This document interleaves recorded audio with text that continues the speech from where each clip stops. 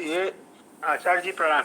इसमें एक मार्मिक बात ये है कि शरीर के सृष्टि में या सृष्टि के सर्जन में या किसी जीव को शरीर देने में तो भगवान कारण हैं, लेकिन प्रलय स्वतः स्वाभाविक क्रिया से होती है, इसलिए वो उपादान बन गया।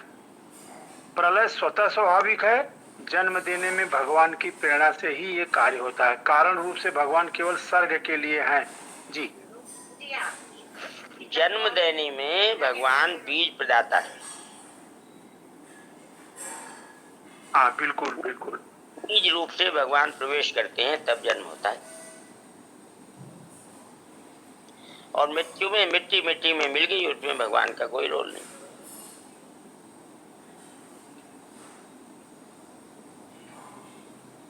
आचार्य जी, जो प्रलय आपने उपादान कारण बताया, तो इसका मतलब यही हुआ कि पंच तत्व में मिल गए, फिर सामग्री, फिर उसी से भगवान सृष्टि की रचना। इस घड़ा बनाने तो मेहनत लगती है, घड़ा टूट जाने के बाद उसको मिट्टी बनने में क्या मेहनत लगती है बताओ? कुछ भी नहीं लगती। ये प्रभाव तो है, प्रभाव तो वापस वही सामग्री काम आ जाती है। मतलब जो थी वही बन गया, फिर उसी से। ठीक है जी। ये बातें भाई जी जो हमने पीछे पढ़ी थी साधक संजीवनी मोहन भाई जी, पहले ये बातें पकड़ में आई नहीं थी, मुझे ऐसा लगता है। आचार्य जी, उस जब आप समझाते हैं उस टाइम पकड़ में आती है, फिर भूल जाते हैं। सच्ची बात यह है, कोई कोई बात तो पकड़ में आ जाती है, रह जाती है, और ये ऐसी बातें हैं फिर भूल जाते हैं। सच्ची बात है हमारी तो। जो हैं आप हैं बिल्कुल कह रहे हैं। ये जो परिवर्तनशील है उसको जगत कहते हैं। गच्छति इति जगत, गच्छति माने जाना। जो जाता ही रहता है, जिसमें जाने के सिवा और कुछ है ही नहीं, उसको जगत कहते हैं।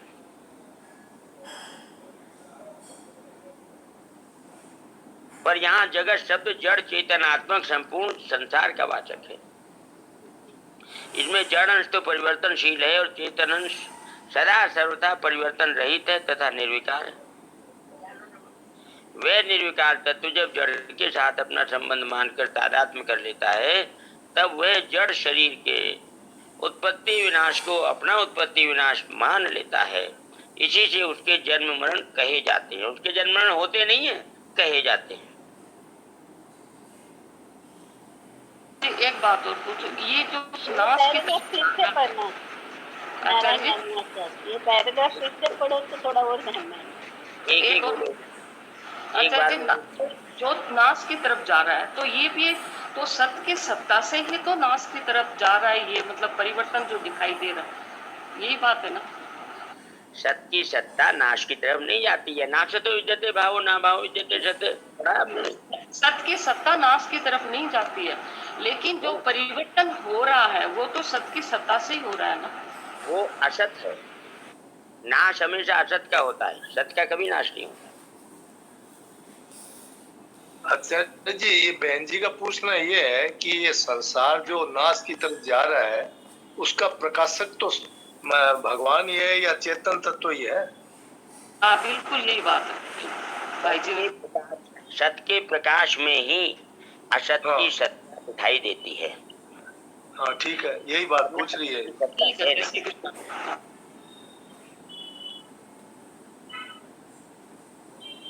नारायण के जो परिवर्तनशील है वहाँ से पैराग्राफ फिर से धीरे धीरे पढ़ो ना, तो और ध्यान में आएगा। कहाँ है परिवर्तनशील? अच्छा, इसमें जड़ अंश परिवर्तनशील है और चेतन अंश सदा सर्वथा परिवर्तन रहित है तथा निर्विकार है। ना तो इसमें कभी कोई बदलाव आता है, ना इसमें कभी कोई कमी बेशी होती है। चेतन में ये सदा ज्यों का त्यों रहता है, और जो जड़ अंश है वह निरंतर परिवर्तन होता है और उसमें विकार होता है। वह निर्विकार तत्व जब जड़ के साथ अपना संबंध मानकर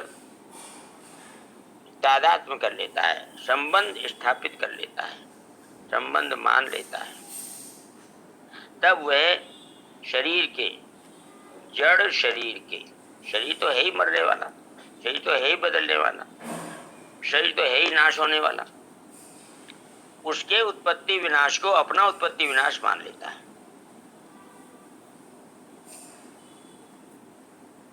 इसी से उसके जन्म मरण कहे जाते हैं।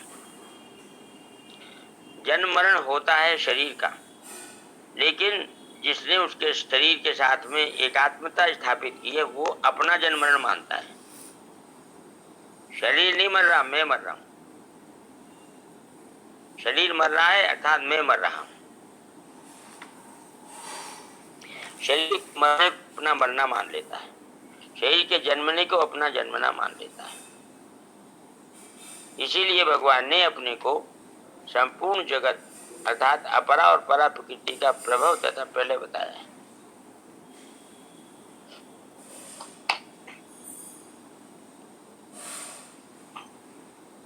भगवान सबके निमित्तोपादान कारण है, चाहे जड़ है, चाहे चेतन है, चाहे चर है, चाहे अचर है।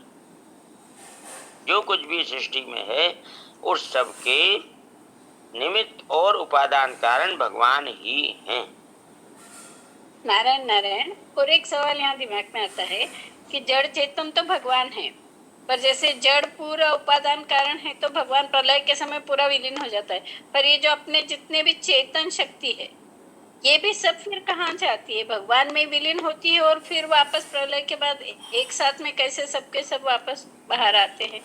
और क्या, चेतन शक्ति भगवान में विलीन हो जाती है, जड़ शक्ति प्रकृति में विलीन हो जाती है। प्रलय के बाद जब वापस पुनर्जन्म होता है तो उसमें वो चेतन शक्ति ही फिर से वापस अब भगवान अपनी फैलाते हैं माया। चेतन शक्ति का स्रोत भगवान है, उन्हीं से चेतन शक्ति प्रकट होती है, उन्हीं में लीन हो जाती है। हाँ। भगवान बीज प्रदान करने वाले हैं, बीज ही चेतन शक्ति है।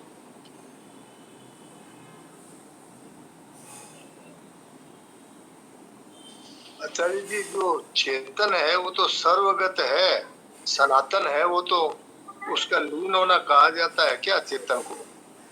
नहीं, जब वो तादात्म्य कर लेता है तब वो अपना होना मानता है, तब ये क्रिया शुरू हो जाती है। सृष्टि की शुरुआत कहाँ से होती है? तादात्म्य से। तादात्म्य टूटने पर पूर्ति नहीं रहती। क्षेत्र क्षेत्रज्ञ के संयोग से ही सृष्टि बनती है। क्षेत्र क्षेत्र का संयोग ना हो तो सृष्टि नहीं है। परा अपरा के संयोग से ही सृष्टि बनती है। ठीक है। और इसमें भी बात खास ये है कि अपरा में शक्ति नहीं है परा को अपना मानने की, परा ही अपरा को अपना मानती है। क्षेत्र की ही क्षेत्र को अपना मानता है। एक तरफा है ये मामला। बिल्कुल।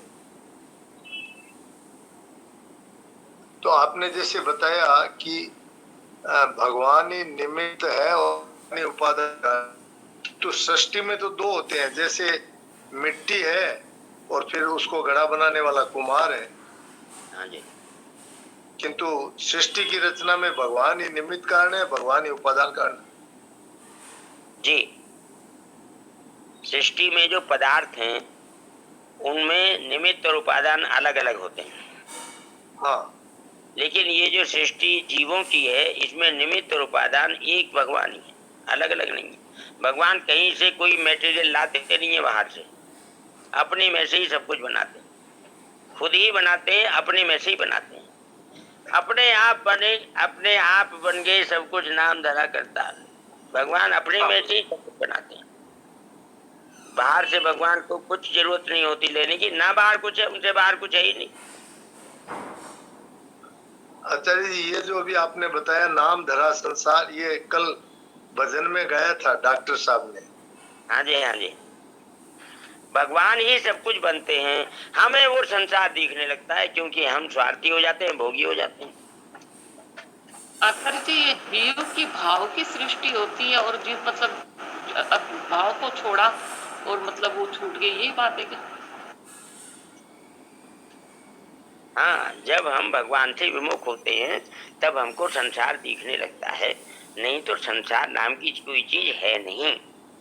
भगवान के सम्मुख होने पर संसार नहीं रहता, संसार संसार रूप से नहीं दिखता। भाव का ही खेल है सारा। बिल्कुल।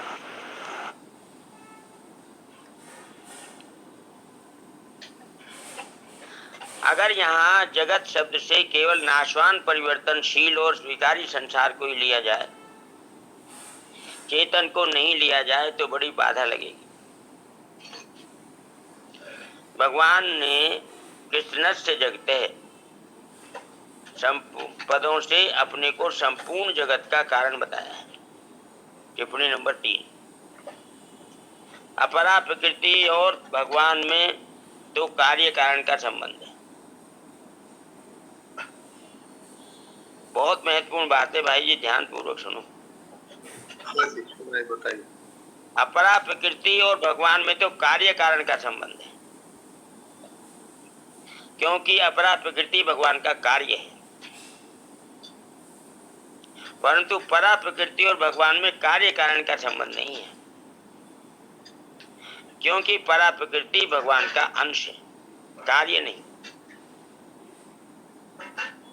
जीव भगवान का अंश है, भगवान का कार्य नहीं है।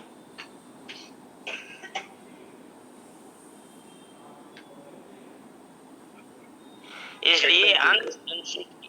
हाँ बोलिए। हाँ ठीक है, एकदम ठीक बात है। इसलिए अंश अंशी की दृष्टि से ही भगवान जीव के कारण कहे गए, कार्य कारण की दृष्टि से नहीं। ये बात क्लियर होगी, जो बात आपने कही थी ना, पूछी थी, उसका स्पष्टीकरण है ये। हाँ ठीक है। अंश अंशी की दृष्टि से भगवान परा प्रकृति के कारण हैं, कार्य कारण की दृष्टि से नहीं।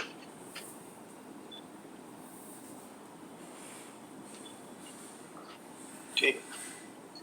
तो कहते हैं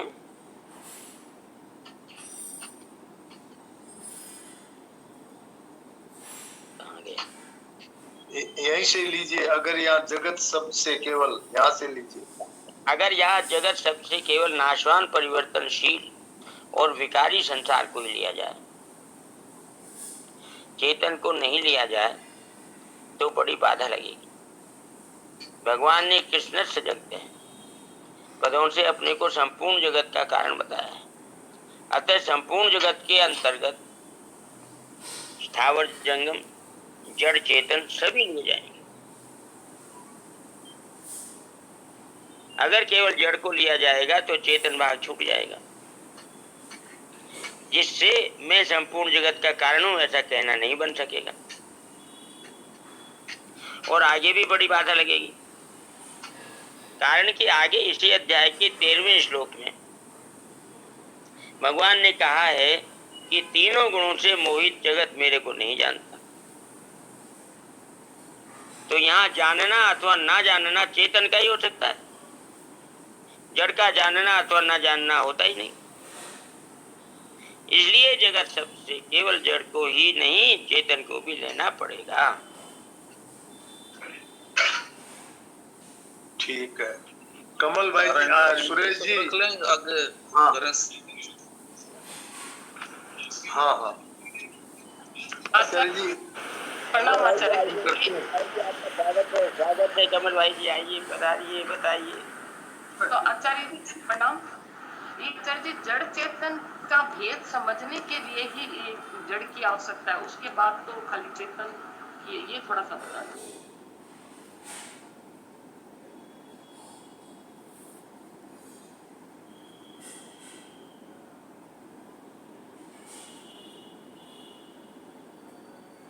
आचार्य जी बताना है, क्या पूछ रहे हैं?